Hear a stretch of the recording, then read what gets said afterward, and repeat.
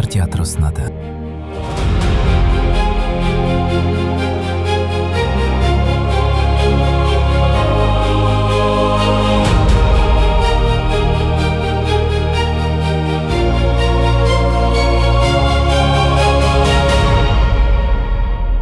Анурак Кашьяп.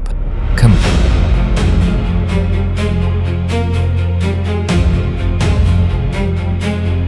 Спектакль қалай пайда болды? Анурак Кашьяп кім? Психологиялық триллер. Бұл дүние жалпы тарих өте терең мен үшін. Осыдан 15-16 жыл бұрын мен студенттік театрдың қабырғасында эксперимент түрде қойып көрген бұл қойылымды.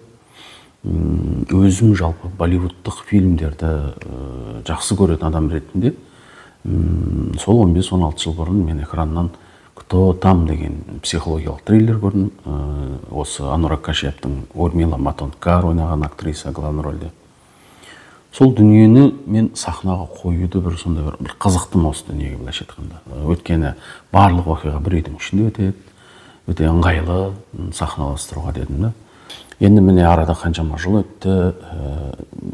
Осы биылғы маусымда біз өзіміздің арт жастар театрының камералық сахнасын соқтық. Сол камералық сахнаны соғу барысында қасында жүрген жас актерларым Абылайхан Серікбаев маған алғашқы мына камералық сахнаның спектаклі қайсы болады деп сұрағанда, шынымды айтсам бір қатты бір терең тұңғиыққа кеткен жоқпын. Өйткені мен іштей білген сияқтымын осы камералық сахнаның тұңғыш тұсаукесер спектакль дәл осы кім болады деп. Өйткені кімді сонау осы 15-16 жыл бұрын қойғанда мен ішімнен ойлап қойғам, егер де бір күні бір камералық сахна болатын болса, камералық театрға осы спектакльді қояр едім деген сияқты. Сондықтан бұл қойылымға мен ойланбастан кірістім, жұмысын бастап кеттім.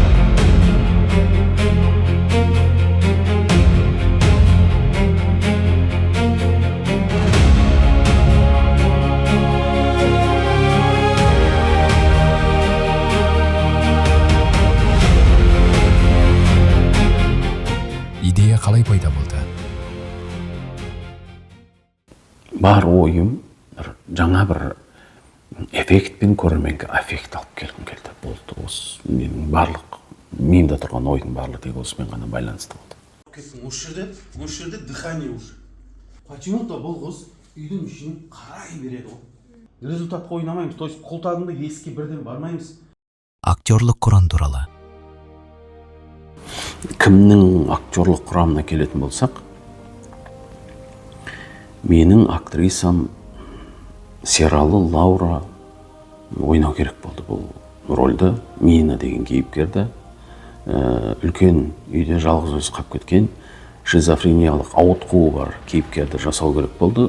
Мен бұл спектакльді әлі актерларыма үстел басына жұмыс жасамай тұрып, мен Лаура ойнайды деп өз ішімнен жоспарлап қойған болатын. Сосын енді әлбетте оны үстел басына жұмыс процесінде көреміз, анықтаймыз деп айттық. Өткен менде Марал болды, Балдабай, Қасиет Жарылқасынова деген қыз болды.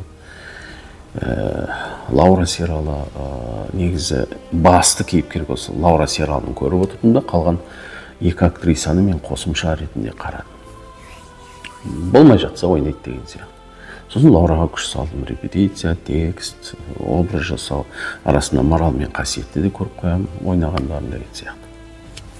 Білмеймін енді, бірақ болмады. Лаурамен болмады.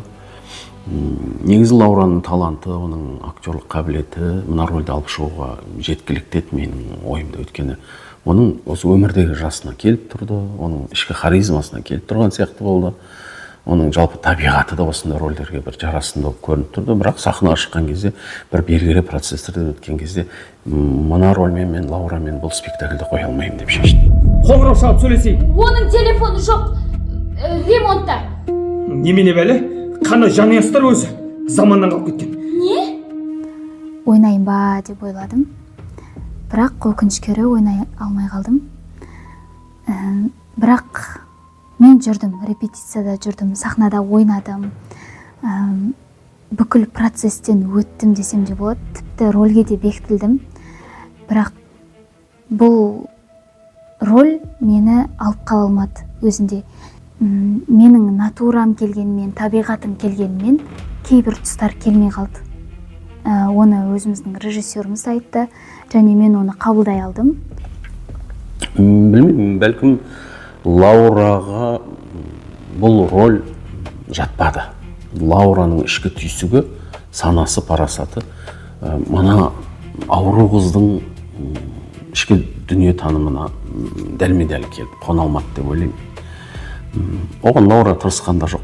Өзі де бір аса ғашық болып бұл рөлге, осы рөлді ойнасам деп күні-түні осыған фанат болып, жанкүйер болған жоқ деп ойлаймын. Ханым, сен 8 бар ғой. Жалпы актерлар сахнада менің алдымда жұмыс жасап жатқанда, мен үстел басына жұмыста алғашқы рет пьесаны оқығанда біліп отырамын актерлардың қай жерге дейін шабатыны. Кішкене ғана күдік болды Лаураға деген, сол күдігім шын мәнінде шықты. Кейін бұл рөлді мен қайта қарай отырып Маралға бердім. Марал Балтабай бұл рөлді ойнамау керек еді негізі. Өйткені Маралдың амплуасы бөлек қыз да ол. Жағдай соған алып келді. Түбінде осы спектакльді Марал Балтабай ойнап шықты менің рөлім.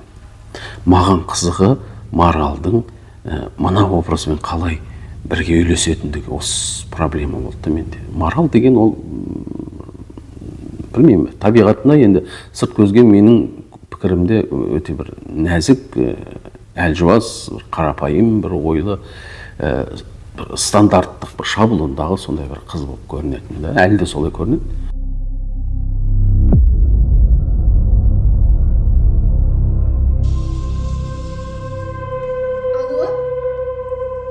Алло, мама, сіз қашан келесіз?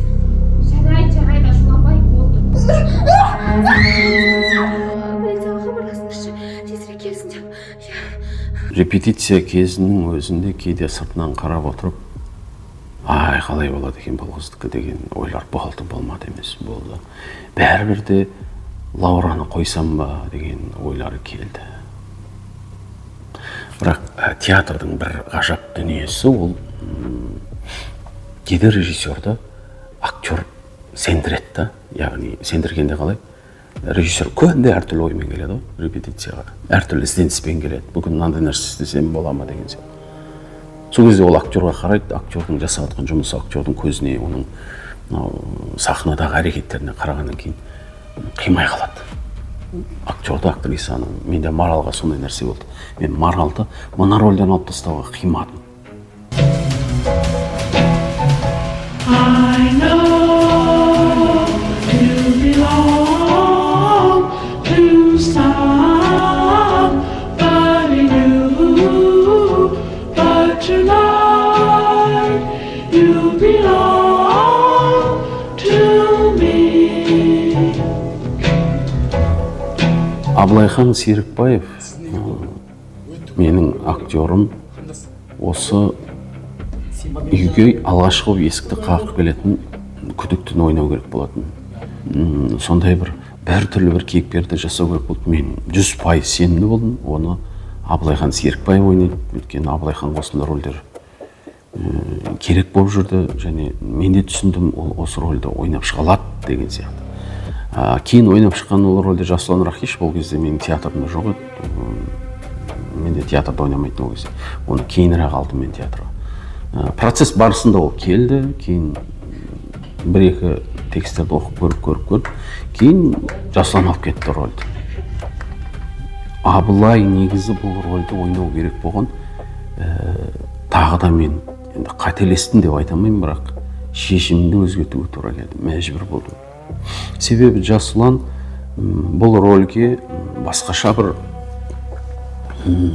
көзқарас алып келді, басқаша бір дем алып келді. Сосын мен Жасұланды қалдырдым, Абылайды қалдыра алмадым. Абылайда ол рөлді ашу, ол рөлді бір өзін діттеген бір нүктесіне жеткізу қабілеті жетіспеді деп ойлаймын. Сол үшін Абылай ол рөлді жартысынан тастады.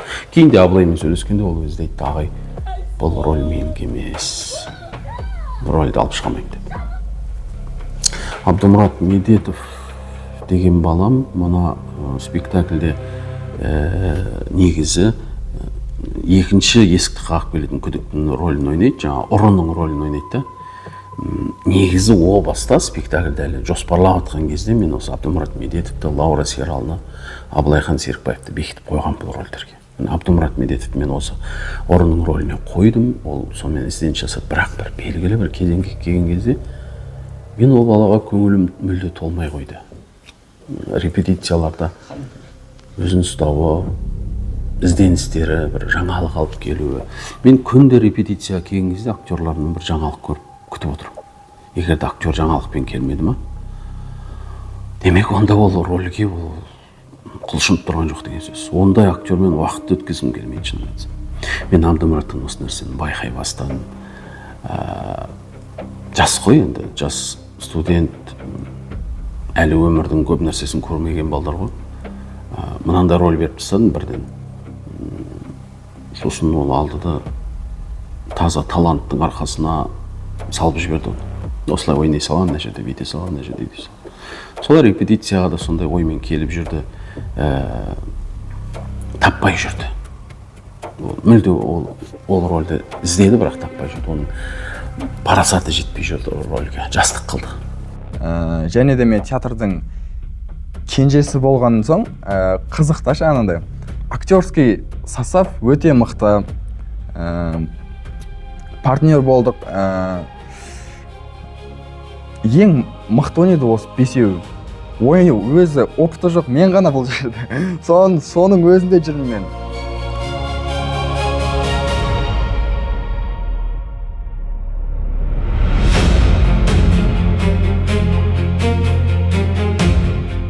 Абылайға бір күні ойнап көрші сен деп тастап көрдім. Абылай Абдымұратқа қарағанда әлдеқайда басқаша бере бастағандай көрінді маған. Сосын мен репетиция барысында алдында Абылайға сол лақтырдым. Бірақ Абдымұратты қалдырдым, екінші құрамға қалдырып, ол ойнап шықты ол рөлді. Бірақ бұл жердегі айтқым келіп тұрған проблема ол актер жалпы сәл тормоз басатын болса, сәл ғана тормоз басатын болса, болды. Рөл сенімен мәңгі болмайды. Осыны актерлар түсінсе деймін мен өзім балдар. Репетиция кезі өте ауыр болды, қиын болды.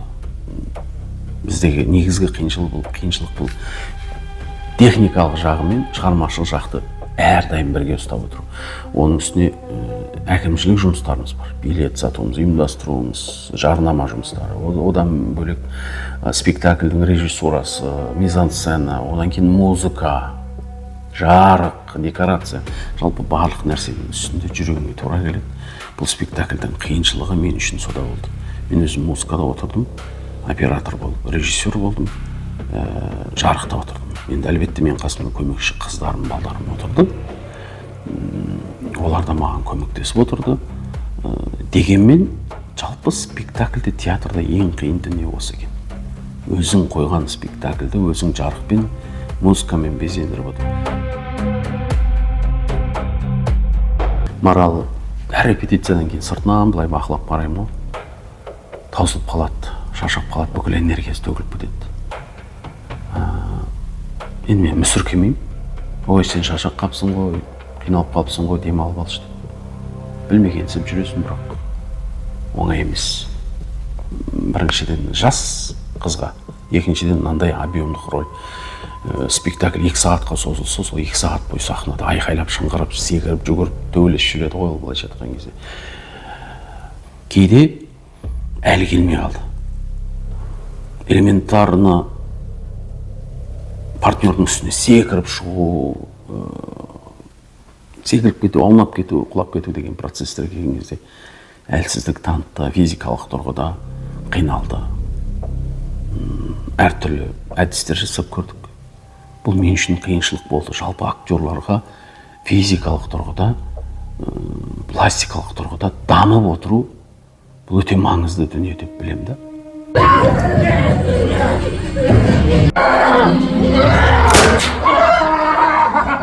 Неге полиция шақырып беріңізші?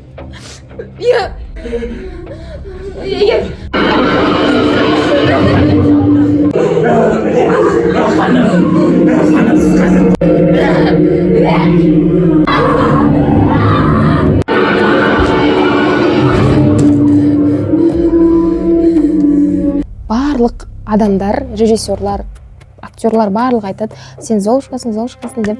Бірақ мен ол нәрседен кішкене алыстағым келеді, өзімді жаңа қырынан танығым келеді, өзімнің сондай бір қорқақ бір қасиетім бар, содан да кішкене арылғым келеді, өз-өзімді жеңгім келеді. Әр репетициядан кейін тез киім ауыстырып қайтамыз дейді. Мен ол кезде орнымнан тез тұрып, бірден қарапайым өмірге кіріп кетуім сәл қиын болып қалады. Біраз отыруға мен мәжбүр боламын өзім. Четкіде бәрі четко болды да, почему-то сахнаға келген кезде менің жолым болмады, білмеймін неге екенін. Ойнаймын, ағай маған қайтып айтылу керек екенін көрсетеді, болмайды. Вроде ойнап жатсың, вроде білмеймін, біртүрлі кәдімгідей. Содан ағайымыз ақыр соңында мен рөлден айырылдым. Андай рөлден айырылу деген бір жүйкені тоздырып, шаршатып жіберген сәттерде болды. Қолымды бір сілтегім келетін кездер болды. Элементарны сахнада пистолет атылмай қала салатын сәттер болды. Жарық жанбай қала салады, актер сөзін білмей қала салады. Маңызды бір цитатаны айтпай қояды, репликаны бермей қояды. Музыка қосылмай қалады. Қойған трюктарының барлығы, немесе қойылған бидің өзінде актерлар ұмытып қалып жатады. Осындай майда-шүйде дүниелердің барлығы жүйкеңе әсер етеді. Бұл спектакльдің бір ерекше жері, мен шынайы жаңбыр жасауға тырыстым. Жасадық та. Оқиға желісі бойынша негізі үйдің терезесіне сыртта түнде жаңбыр жауып тұру керек, найзағай көріп. Біз сыртта найзағайдың жарқылын және жаңбырды қолдан жасадық. Бұл бір үлкен бір магия болмаса, біз ғана істей алатын бір үлкен бір жаңалық деп айтамайым. Қарапайым ғана дүние, бірақ дегенмен біздің камерлық сахнамызға алғаш келген трюкіміз біздің балалармен бірге терезе арқылы шлангымен су жіберіп, сол жерге найзағайдың жарқылын қосып, техникалық тұрғыда соны басқарып, өзінің жарқылдайтын, өзінің жауатын жерінде жауғызып, біз соны басқарып отырдық.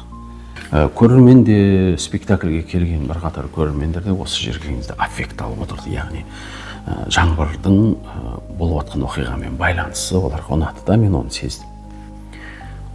Өйткені сен сахнаға көрермен болып келген кезде сенің алдында барлығы 3D болып тұрса, қызық қой. Мысалға шын мәнінде жаңбыр жауып тұрса, шын мәнінде сол жердегі қолданылатын заттар шынайы болса, пистолеттің шынымен атылса, атылған кезде оның бетінен түтін шықса деген сияқты нәрселердің барлығы көрерменге жақсы әсер етеді негізі. Осы нәрсені біз жасауға тырыстық. Бұл спектакльде осы дүниеге қатты көңіл аудардық. Сосын кім спектаклінде барынша қорқынышты болса, мистика ғой жанры, қорқынышты болса, барынша әйтеуір көрермен стресте отырса деген ойым болды. Соған жұмыс жасауға тырыстық. Кейбір көрермендер ойларың іске асты деп айтты. Барлығына бірдей бұл спектакль күшті ұнап кетті деп айтамайым, бірақ біздің репертуарымыздағы бір сәтті спектакльдердің бірі деп есептеймін кімді. Сол бір дәнін, сол бір иненің сабақтайтын дәнін, тесігін толыққанды таптым деп айта алмаймын. Тапқан жоқпын. Мен репетициядан кейін де толыққанды қанағатпен қайтпағам. Мен спектакльдің премьерасынан кейін де міне жасалды, міне дүние шықты деп айтпаған. Мен әлі де сондай ойда отырмын. Егер бұл спектакльді қайта қоям ғой бұйырса, қайта қоятын кезде мен мың ойланатын шығар. Жай қоя салуға болмайды спектакльді. Ойнау үшін спектакльді қойған кезде спектакль құрдымға кетеді.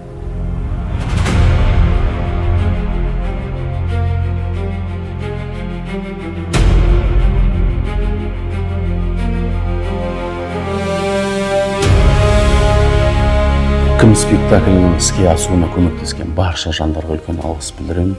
Барлық актерларға, жас болса да тырысқандар үшін Марал Балтабай, Жасұлан Рахишев, Қасиет Жарылқасынова, Лаура Сералы, Абдумұрат Медетов, Керім Мүтәлі, жалпы осы спектакльге ат салысып, камерлық сахнада көрерменге жетуіне көмектескендер үшін рахмет. Мен білемін, барлығы тырысты, барлығы қолынан келген жасады. Осы спектакльде біздің ұл қыздардың денсаулықтары да кетті. Оны айтпай қоюға болмайды. Жасұлан әр репетицияда жаурады, және әр репетицияда суықтады. Бұл денсаулық. Үсті басы су болып, малмандай болып жүреді. Кейде мен оны одан алыстатуға тырысып отырдым. Су қылмас деймін, жоқ ол ағай барынша шынайы сезінгім келеді деді. Жарайды, енді актер осыны қалап тұрса. Бірақ мен білдім, ол жаурады, ауырды, оның бәрін білемін. Марал Балтабай біріншіден эмоционалды стресс алды. Өте қиын болды оған.